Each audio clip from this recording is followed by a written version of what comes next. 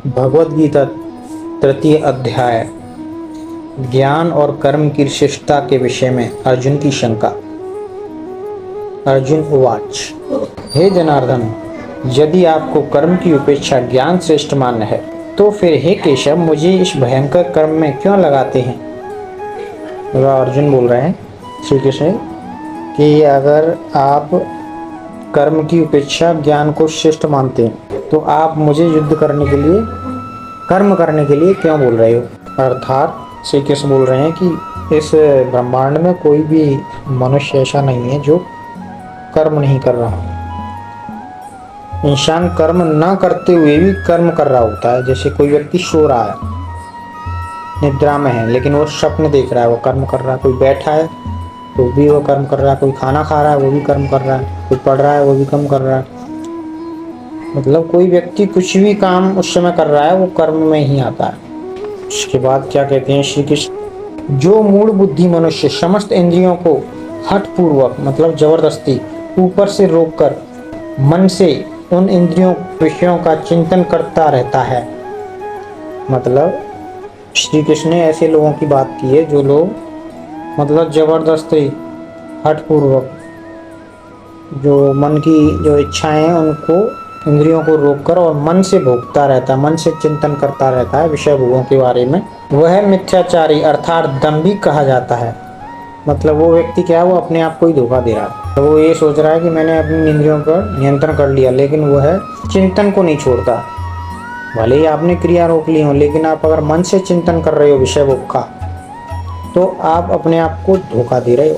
किंतु हे अर्जुन, जो पुरुष मन से इंद्रियों को वश में करके अनासक्त हुआ समस्त इंद्रियों द्वारा कर्म योग का आचरण करता है वही श्रेष्ठ है। और श्री कृष्ण ने बताया कि श्रेष्ठ कौन है। श्रेष्ठ वह मनुष्य है जो मन का चिंतन भी नहीं करता, जिसका मन पर पूरी तरीके से नियंत्रण है, अनासक्त होकर कर्मयोग करता है, वही श्रेष्ठ पुरुष है।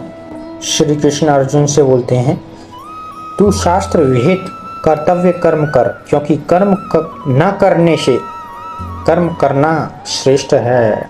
कर्म करने के लिए इसलिए बोल रहे हैं कि तो श्री कृष्ण अर्जुन को समझा रहे हैं कि हे अर्जुन, जो श्रेष्ठ पुरुष होते हैं, जो महान आत्मा होते हैं, उन्हें लोग क्या करते हैं, उनका अनुसरण करते हैं। आम लोग होते हैं उनका अनुसरण करते हैं। जो श्रेष्ठ पुरुष जो करते हैं, अन्य लोग भी उसी को का अनुसरण करने लग जाते हैं। जैसा तू करेगा वैसे ही जनता करेगी। अब जनता की नज़र में तू एक श्रेष्ठ योद्धा है। अगर तू कर्म नहीं करता है और रणभूमि में युद्ध नहीं लड़ता है तो लोग तुझे कायर समझेंगे। भूमि को छोड़कर भागता है तू, तो लोग भी तुझे फॉलो कर रहे हैं, देख रहे हैं, वो भी ऐसा करेंगे आगे भविष्य में। अगर वो ऐसा करेंगे तो वो पाप के भागी बनेंगे, नरक के भागी बनेंगे, वर्ण संकर बनेंगे। तो उनको नरक में धकेलने का कार्य कौन कर रहा है? अर्जुन। क्यों? कर्म ना कर अर्जुन उनको नरक में धकेलने का कार्य कर रहा है, क्योंकि अर्जुन एक जनता की नज़र में एक श्रेष्ठ मानव है और जनता ऐसे लोगों का अनुसरण करती है, श्रेष्ठ पुरुषों का। तू जैसा करेगा जनता भी वैसा ही करेगी, इसलिए तू कर्म कर। अगर तू धर्म युद्ध करता है जनता भी आगे चल के इसको अपनाएगी, अनुसरण करेगी और धर्म युद्ध करेगी, का भागी बनने से बच जाएगी। और अगर तू नहीं कर्म करता है तो जनता भी उसका अनुसरण करेगी और पाप के भागी बनेंगे, लोग नरक में जाएंगे। किसकी वजह से? तेरी वजह से।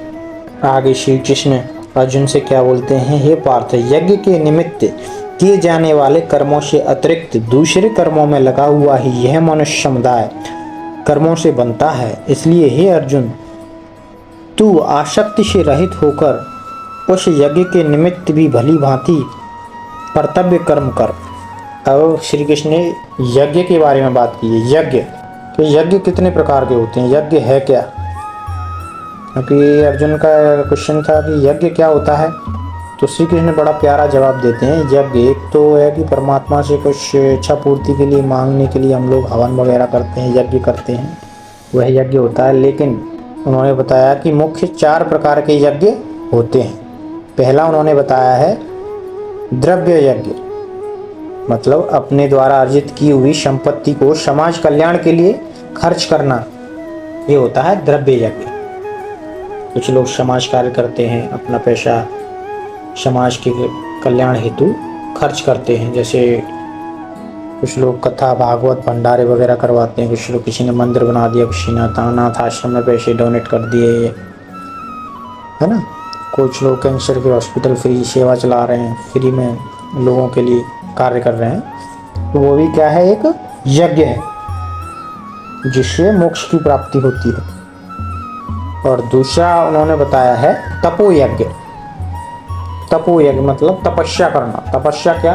तपस्या जैसे अगर कोई व्यक्ति धर्म के रास्ते पर चल रहा है, अधर्म के रास्ते पर ना चलकर धर्म के रास्ते पर चल रहा है, तो वह भी क्या है, एक यज्ञ है। जैसे अपने धर्म की रक्षा करना भी क्या है, एक यज्ञ है। इसमें सांप्रदायिक जो धर्म होता है ना, जाति विशेष का, उसके बारे में बात नहीं की है। एक मनुष्य का भी धर्म होता है, एक होता है अधर्म, एक धर्म। धर्म का रास्ता, एक अधर्म का रास्ता, एक सही रास्ता और एक गलत रास्ता। तो उन्होंने इसके बारे में बात की। जो एक व्यक्ति होता है जो सही रास्ते पर, सत्य के रास्ते पर चले, तो वो भी क्या है, एक यज्ञ है। उससे भी मनुष्य को मोक्ष की प्राप्ति होती है। और तीसरा उन्होंने बताया है योग यज्ञ। कुछ लोग योगा प्राणायाम के अभ्यास के द्वारा और ध्यान और समाधि में लीन हो जाते हैं, जहाँ पर वो श्री कृष्ण बोलते हैं कि व्यक्ति प्राणों से प्राणों का हवन किया जाता है। योग और समाधि के माध्यम से लोग अपने आप को मोक्ष की तरफ ले जाते हैं। अपनी कुंडलियों को जागृत करके अपने आप को ऊपर उठा लेते हैं। और सबसे लास्ट में उन्होंने चौथा बताया है ज्ञान यज्ञ। अब उन्होंने बताया यूँ तो चारों यज्ञ ही श्रेष्ठ हैं, लेकिन सबसे ज़्यादा जो श्रेष्ठ है चारों में वो है ज्ञान यज्ञ। क्यों? क्योंकि अगर व्यक्ति को ज्ञान ही नहीं होगा तो वो उस अकॉर्डिंग कर्म ही नहीं कर पाएगा। इन चारों में से किसी भी रास्ते पर वो चल ही नहीं पाएगा अगर उसे ज्ञान नहीं होगा। तो श्री कृष्ण बोलते हैं अगर व्यक्ति को ज्ञान ही नहीं होगा तो वो इन चारों में से किसी भी रास्ते को अपना नहीं पाएगा, अज्ञानता की वजह से। क्योंकि उसे पता ही नहीं होगा मुझे चलना क्या है और मोक्ष का रास्ता क्या है। तो सबसे श्रेष्ठ बताया है ज्ञान यज्ञ। ज्ञान यज्ञ क्या होता है? अगर आपके पास ज्ञान का धन है, उसे समाज कल्याण के लिए खर्च करना। जैसे आपको और कोई ज्ञान है, भगवत गीता का ज्ञान है, तो उसे बांटना, लोगों को आगे ट्रांसफर करना, आगे आने वाली पीढ़ी में उस ज्ञान को पहुंचाना, जैसे एक ब्राह्मण करता है या अन्य लोग करते हैं। तो ये सबसे बड़ा यज्ञ बताया है, ज्ञान को आगे आने वाली जनरेशन में पहुंचाना। जैसे टीचर लोग करते हैं ना, शिक्षक, गुरु, ये सबसे बड़ा यज्ञ बताया है ज्ञान यज्ञ। तो इन 4 यज्ञों के बारे में बात की गई है भगवत गीता में। चलिए आगे बढ़ते हैं। आगे श्री कृष्ण बोल रहे हैं कि अगर इन चारों में से अगर कोई व्यक्ति कोई भी यज्ञ नहीं कर रहा तो समझ लेना वो पाप का भागी है, वो नरक लोक में जाएगा। अर्जुन श्री कृष्ण से पूछता है कि हे मधुसूदन, जब लोगों को पता है कि हम गलत आचरण करके नरक के भागी बनेंगे तो ये ऐसा करते क्यों हैं? तो ये गलत आचरण जो करने के लिए प्रेरणा कहाँ से मिलती है, प्रेरित कहाँ से होते हैं? तो इस पर श्री कृष्ण अर्जुन से बोलते हैं कि जो विषय भोग होते हैं वह व्यक्ति क्यों करता है? आनंद के लिए, मजा मस्ती के लिए। कुछ लोग उसके आदी हो जाते हैं, बार बार उस आनंद को प्राप्त करने के लिए आदी हो जाते हैं। तो काम, क्रोध, मोह, लोभ ये इंसान के बहुत बड़े शत्रु हैं, लेकिन इन सब में भी सबसे बड़ा जो शत्रु है वो है काम। काम इन सब में बड़ा ही पापी, इसको ही तू इस विषय में बैरी जान। सबसे बड़ा महाशत्रु है ये जो काम वासना होती है व्यक्ति की। ये इस पर काबू कर लिया तो समझ लो सारी इंद्रियों पर काबू कर लिया। जो इसे जीत लेगा काम को, अपने को, काम वासना को, क्योंकि ये बहुत भयंकर शत्रु होता है, कई सालों तक रहता है, बहुत सूक्ष्म होता है। मतलब कोई व्यक्ति अगर काम वासना के वश में है तो उससे निकलना बहुत ही उसके लिए एक बड़ी उपलब्धि है। ये समझ लेना, महाशत्रु से लड़ाई है आपकी। काम वासना एक महाशत्रु है जिसके प्रति आपको काफ़ी धैर्य और पेशेंस से चलना होगा, अपने आप पर नियंत्रण करना होगा। अगर आपने काम पर नियंत्रण कर लिया तो आप सभी विषय भोगों को नियंत्रित कर सकते हैं। सब विषयों का बैरी बताया है। जिस प्रकार धुएं से अग्नि और मल से दर्पण ढका जाता है तथा जिस प्रकार जेर से गर्भ ढका रहता है, वैसे ही उस काम के द्वारा यह ज्ञान ढका रहता है। और श्री कृष्ण बताते हैं कि जिस प्रकार धुएं से अग्नि ढक जाती है और धूल से दर्पण ढका हुआ होता है और जेर से गर्भ ढक जाता है, वैसे ही उस काम के द्वारा यह ज्ञान ढक जाता है। काम वासना, काम, क्रोध, मोह, लोभ, यह सारे शत्रु मिलकर हमारे ज्ञान को ढक लेते हैं। जब तक काम, क्रोध, मोह, लोभ इंसान के अंदर से हटेंगे नहीं, तब तक इंसान को ज्ञान की प्राप्ति नहीं होगी। कुछ लोगों को देखा होगा काफ़ी अच्छे होते हैं लेकिन उनमें घमंड होता है, मैं बहुत जानता हूँ, मैं ही सब कुछ हूँ। ऐसे लोग भी ज्ञान प्राप्त नहीं कर सकते हैं। कुछ लोग नास्तिक होते हैं, भगवान को मैं विश्वास नहीं करते। जब तक आप भगवान के प्रति अपने आप को समर्पित नहीं करोगे, सीखने के लिए तैयार नहीं रहोगे, भगवान में 100% विश्वास नहीं करोगे, तब तक ज्ञान की प्राप्ति कैसे होगी? नहीं हो सकती। तो इस धूल को दर्पण से हटाना होगा, इस काम रूपी धूल को मनुष्य के जीवन से हटाना होगा, तभी ज्ञान की प्राप्ति होगी। तो श्री कृष्ण अर्जुन से बोलते हैं कि इस ज्ञान और विज्ञान का नाश करने वाले महान पापी काम को अवश्य ही बलपूर्वक मार डाल। इंसान की जो काम वासना होती है, काम, क्रोध, मोह, लोभ, इनका गला घोंट दो, खत्म कर दो इन्हें अपने अंदर से।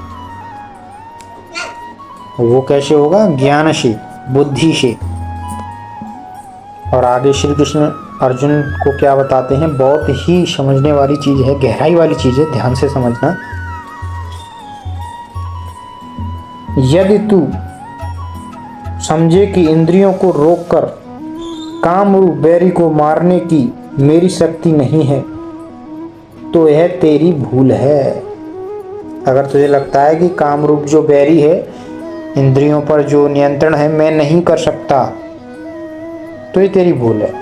कोई भी व्यक्ति अपनी इंद्रियों को नियंत्रण कर सकता है। कैसे कर सकता है और क्यों कर सकता है? आगे बताया है कि इंद्रियों को स्थूल शरीर से पर यानी श्रेष्ठ, बलवान, सूक्ष्म, मतलब जो इंद्रियां होती हैं, हमारी इंद्रियां होती हैं, इनको किससे श्रेष्ठ माना है? स्थूल शरीर से। मतलब ये जो शरीर है हड्डी मांस का बना हुआ, इससे सूक्ष्म क्या है, इससे श्रेष्ठ क्या है, बलवान क्या है? स्थूल शरीर से बलवान इंद्रियां हैं। और इंद्रियों से श्रेष्ठ माना गया है मन को। इंद्रियों से भी ज़्यादा सूक्ष्म क्या है? मन है। और मन से भी ज़्यादा सूक्ष्म क्या है? बुद्धि। मन से श्रेष्ठ क्या है? बुद्धि है।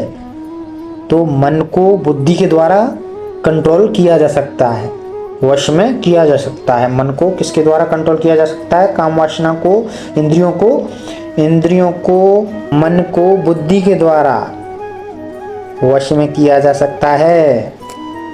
और बुद्धि से भी श्रेष्ठ कौन है? बुद्धि से भी सूक्ष्म क्या है? आत्मा है, जीवात्मा। आत्मा क्यों? क्योंकि आत्मा पहले भी बता चुके हैं, नैनम छिदन्ति शस्त्राणि, शस्त्र उसे काट नहीं सकता। तो आत्मा क्या है? अजर और अमर है। आत्मा तो भगवान का स्वरूप है ना, भगवान का तत्व ही आत्मा है। आत्मा ही भगवान है, भगवान ही आत्मा है। जैसे समुद्र है, समुद्र में से एक बाल्टी पानी ले लिया तो पानी तो वो समुद्र का ही है। वैसे ही आत्मा क्या है? समुद्र से लिया गया एक बाल्टी पानी है, तो एक समुद्र का ही एक हिस्सा है जीवात्मा, जो अजर और अमर है। अब आगे क्या बतलाते हैं श्री कृष्ण, ध्यान से सुने। इस प्रकार हे अर्जुन, इस प्रकार बुद्धि से पर अर्थात सूक्ष्म, बलवान और अत्यंत श्रेष्ठ आत्मा को जानकर और बुद्धि के द्वारा मन को वश में करके, हे महाबाहो, तू इस कामरूप दुर्जन शत्रु को मार डाल। श्री कृष्ण बड़ी बारीकी से समझा रहे हैं। अपनी बुद्धि के द्वारा मन को नियंत्रण कर कर अपनी जो इच्छाएं हैं, इंद्रियां हैं, उनको नियंत्रण कर तू कामरूपी इस दुर्जन शत्रु को मार डाल, खत्म कर दे। कामरूपी दुर्जन शत्रु को अपने अंदर से खत्म कर दे। और यह कोई भी कर सकता है, सबके लिए बताया है। तभी तो बोलते हैं भगवत गीता में ज्ञान छुपा हुआ है भैया, ज्ञान। ढूंढने वाला चाहिए, समझने वाला चाहिए इस ज्ञान को। बहुत ही डीप गहराई से बात की गई है। भगवत गीता को जितना पढ़ो उतना कम है। डेली पढ़ोगे कुछ ना कुछ नया समझ में आएगा, इसका कोई अंत नहीं है। ज्ञान का भंडार है, सभी वेदों का सार है भगवत गीता।